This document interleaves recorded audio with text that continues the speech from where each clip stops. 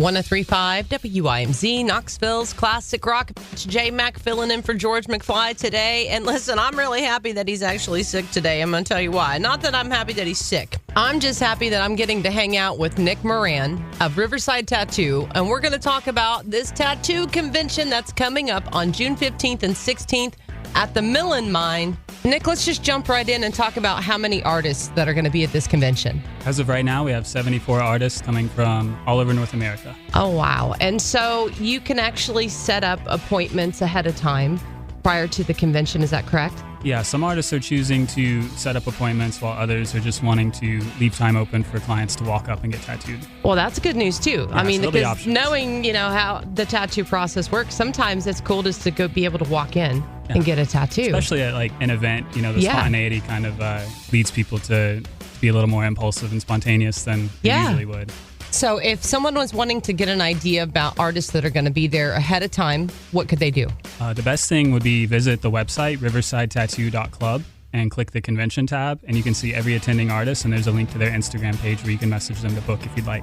So, Nick, let me tell you a cool story about tattooing in this radio station. So this has been back years ago when Billy Kid was still here.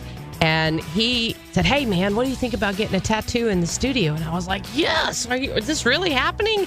So what we ended up doing, Rusty Gordon was his actual name. I remember Rusty. Yeah, and we had him come up in studio for a day. We got all of the certificates and special licenses we needed. And he came up for the day, and he actually tattooed Billy Kid a power tee on his arm. And we even went a step further for our listening audience. We put up 3 different designs on our website, and we let our listeners go pick of the 3 tattoos which ones they wanted. So I picked 3 that I really liked, and then we basically put the one on me that everyone chose. I ended up getting that tattoo, and I have it on my neck here. And the coolest part about it all was we actually did it on air.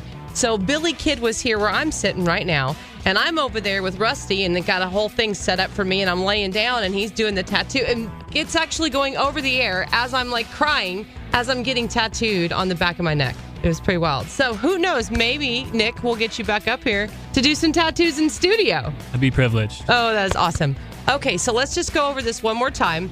On June the 15th and 16th, the Moran Mine. The hours for the event is going to be noon till 11 on Saturday. Okay. And noon to 10 on Sunday.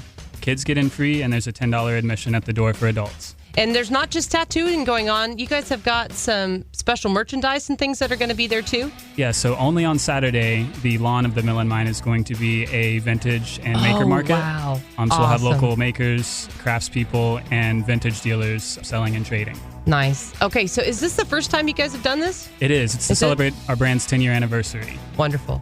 Is there anything else you can think of, Nick? No.